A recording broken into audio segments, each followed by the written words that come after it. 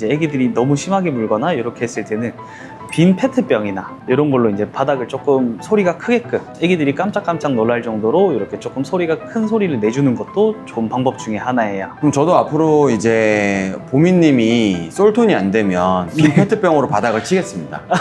예. 네, 알겠습니다. 그러면 되겠네요. 보미님 안녕하세요. 안녕하세요. 혹시 그 저희 영상 보셨어요? 네, 봤어요. 제가 느낀 게 뭐냐면 보미님이 텐션이 너무 낮아요. 네. 텐션을 좀 올려야 되는데 네. 텐션을 좀 올리실 수 있어요? 가능하죠. 지금 하신 거예요? 지금 최대한 열심히 해보겠습니다.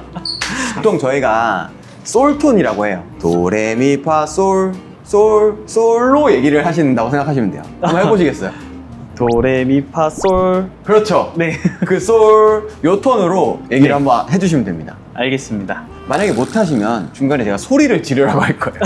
한번 시원하게 전방에 함성 하시고 하자고 할 거니까 솔톤으로 한번 해보셔야 돼요. 오늘은 솔톤으로 한번 가보겠습니다. 좀 좋아진 것 같아요. 네.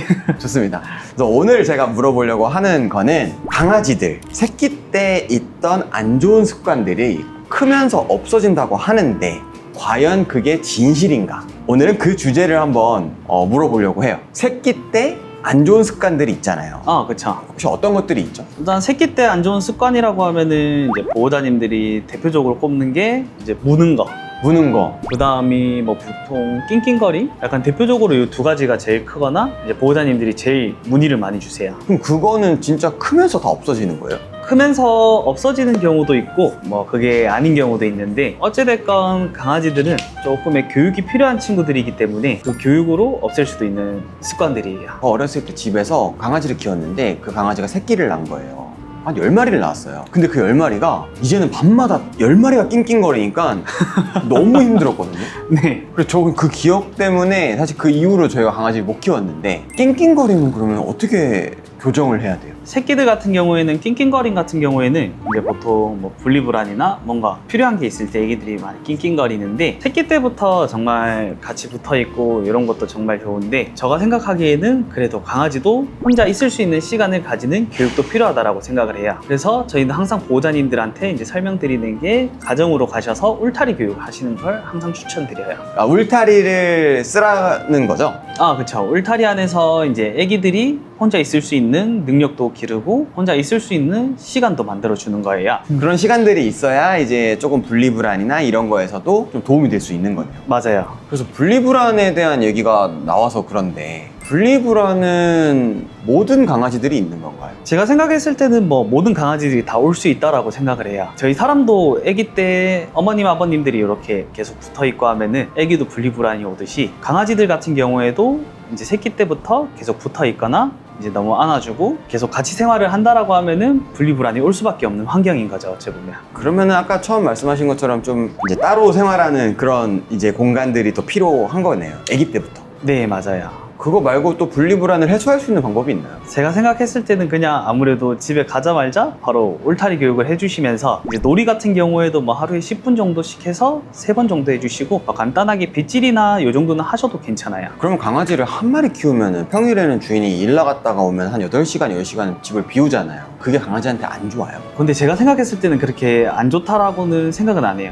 왜냐하면 제가 실질적으로 이제 저도 아이들을 키우면서 봤을 때는 저희 사람들이랑 있을 때는 저희 사람들의 작은 움직임만으로도 애기들이 잠에서 쉽게 깨는 경우가 있거든요. 근데 애기들 같은 경우에는 기본적으로 하루 수면 시간이 뭐 보통 많은 친구들은 16시간 정도, 18시간 정도 이렇게 애기들이 자다 보니까 어느 정도 수면 시간이 채워져야 되는데 저희 사람과 같이 있다라고 했을 때는 애기들이 이제 자다가도 작은 소리나 움직임에 깨는 경우가 많아서 어느 정도 집을 비워주는 시간도 필요하다라고 생각을 해요. 아까 처음에 또 얘기했던 아이 때 안 좋은 습관 중에 하나가 무는 거 네. 있었잖아요. 그쵸. 그럼 무는 거는 어떻게 교정을 해야 돼요? 무는 거는 이제 저희가 보호자님들한테도 항상 설명드리는 게 되도록이면 장난감으로 이렇게 많이 놀아주라라고 말씀을 드리는데 이제 무는 거 같은 경우에는 아기 때는 제가 봤을 때는 보통 사람의 손발을 장난감으로 인식을 한다든지 아니면은 이갈이 영상 두 가지가 제일 크다라고 저는 봐요. 근데 장난감으로 인식을 했을 때는 아기들이 이제 손발을 엄청 많이 물기도 하고 이제 그때는 왜 그러냐 하면은 장난감은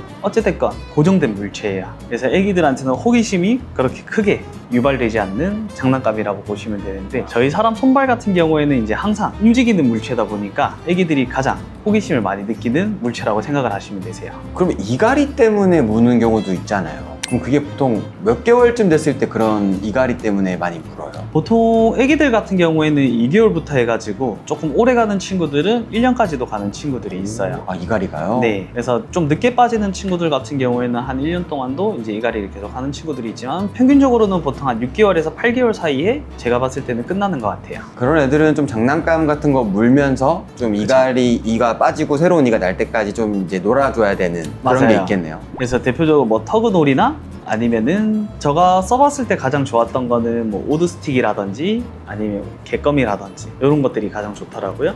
또 궁금한 게 무는 습관이 이제 아기 때 있는데 네, 그거를 교정을 안 해주면 강아지가 컸을 때 공격성하고도 연관이 될 수 있나요? 그쵸. 이제 아기 때부터 교육이 안 된다라고 하면은 아무래도 커서도 물어도 되는 물체이기 때문에 당연하게 물 거고요. 이제 이렇게 교육이 안 되는 친구들 같은 경우에는 커서도 이렇게 무는 경우가 많아요. 그러면은 아이가 계속 물어요, 손을 예를 들어서. 네. 그러면은 어떻게 교육을 가르쳐야 돼요? 옛날에는 막 안 돼! 이런 거 많이 하잖아요. 그쵸. 실제로 이제 보민님 같은 경우는 어떻게 좀 하는 편이세요? 안대 같은 경우에도 이제 아무래도 강아지들이 이제 소리로 이렇게 교육을 하는 방법인데, 이제 기본적으로 저는 추천드리는 거는 이제 애기들이 너무 심하게 물거나 이렇게 했을 때는 빈 페트병이나 이런 걸로 이제 바닥을 조금 소리가 크게끔 애기들이 깜짝깜짝 놀랄 정도로 이렇게 조금 소리가 큰 소리를 내주는 것도 좋은 방법 중에 하나예요. 애들이 물었을 때는 이런 소리가 나는구나, 자기가 놀라는 소리가 나는구나 라는 거를 이제 인식을 시켜준다든지 이렇게 해주는 것도 정말 좋은 방법 중에 하나죠. 그럼 저도 앞으로 이제 보민님이 솔톤이 안 되면 빈 페트병으로 바닥을 치겠습니다. 예. 네, 알겠습니다. 그러면 되겠네요. 그럼 그거 말고 또 방법이 또 있나요? 기본적으로는 이제 뭐 장난감으로 놀아주는 게 제일 좋고요. 뭐 충격요법이다 보니까 뭐 큰 소리를 내준다든지, 아니면 뭐 손에 식초를 바른다든지. 그럼 깜짝 놀라겠네요. 그쵸. 이 사람 뭐야? 뭐 레몬즙을 바른다든지. 어. 실질적으로 이제 변을 먹는 친구들 같은 경우에도 변에다가 막 식초를 뿌려준다든지, 아니면 진짜. 뭐 레몬을 뿌려준다든지 하시는 그런 교육 방법도 있기 때문에 제가 해봤을 때는 효과가 있었어요. 그래도. 진짜요? 이제 또 다음 거 이어가자면 말씀하신 것처럼 아이 때 자기 변을 먹는 친구들이 있잖아요. 그쵸. 그것도 좀 안 좋은 습관 중에 하나인가요? 이제 식분증이라고 해가지고 이제 조금 다양하게 이유가 있는데, 이제 대표적으로 이제 애기들이 사료를 먹는 양이 부족하다든지 아니면은 변에서 이제 사료 냄새가 나서 호기심에 이렇게 먹는 친구들도 있어요. 네. 근데 제일 큰 이유 중에 하나가 먹는 사료량이 조금 부족해서 애기들이 변을 먹는 경우가 많아요. 그래서 요 증상 같은 경우에도 이제 사료량만 충분히 늘려주시고 애기들이 커가면서 이제 호기심 때문이라고 하면은 이제 요거는 커가면서 자연스럽게 없어지는 현상이기 때문에 보호자님들이 그렇게 크게 많이 걱정은 안 하셔도 되는 현상입니다. 근데 그렇게 먹으면 건강에도 안 좋겠네요. 뭐 아무래도 변이다 보니까 그렇게 크게 좋지는 않은데 막 너무 안 좋지도 않지는 않을 거예요. 그래도. 그러면 오늘 저희가 한 3-4가지 정도 안 좋은 습관들에 대해서 얘기를 해봤는데 네. 혹시 이게 견종들마다 그 습관들이 더 강하거나 그럴 수도 있어요? 뭐 아무래도 견종들마다 차이는 있을 수는 있어요. 뭐 아무래도 꽃동두툴레아 친구들 같은 경우에도 뭐 식분증이 조금 강한 친구들이 있고, 뭐 말티즈 같은 경우에도 식분증이 조금 있는 친구들이 있어요. 이렇게 이제 변을 먹는 친구들이 있고, 뭐 무는 친구들도 있을 거고, 이제 특징마다 뭐 분리불안이 조금 심한 친구들도 있을 거고. 그러면은 대표적으로 분리불안이 좀 강한 친구는 어떤 종이에요? 대표적으로 봤을 때는 조금 분리불안이 있는 친구들 같은 경우에는 견종으로 따지자라고 하면은 푸들 친구들이나 아무래도 뭐 꽃동 친구들이 조금 분리불안이 있는 친구들이 많아요. 꽃동도 그렇구나. 네. 그러면 낑낑거림이나 무는 게 좀 강한 종이 따로 있나요? 뭐 낑낑거림 같은 경우에는 아무래도 그거는 분리불안이다 보니까 앞에 말씀드렸던 뭐 푸들 친구들, 그다음에 무는 경우는 제가 봤을 때는 그냥 다 심해요. 그럼 빨리 식초를 사야겠네요, 집에. 그럼 마무리로 혹시라도 이런 아이들의 안 좋은 습관 때문에 고민을 하고 계신 분들이 있을 수도 있을 것 같은데 네. 그런 분들한테 좀 뭐 조언을 하나 해주자면 어떻게 좀 말씀하고 싶으세요? 뭐 조언을 해드리자면 뭐 그런 것 때문에 조금 키우기 힘들어 하시는 분들도 계시고 조금 안 좋은 생각도 하시는 분들도 분명 계실 텐데, 모든 강아지들은 다 교육이 되는 친구들이기 때문에 혹시나 그런 교육적인 부분에서 힘들다라고 하시면은 저희 뭐 미우펫으로 연락을 주시면은 저희가 도와드릴 수 있는 방법으로 최대한 도와드리려고 그래도 다 해드리고 있기 때문에 편하게 연락 주시면 되세요. 오늘도 마지막에는 솔톤이 안 됐습니다.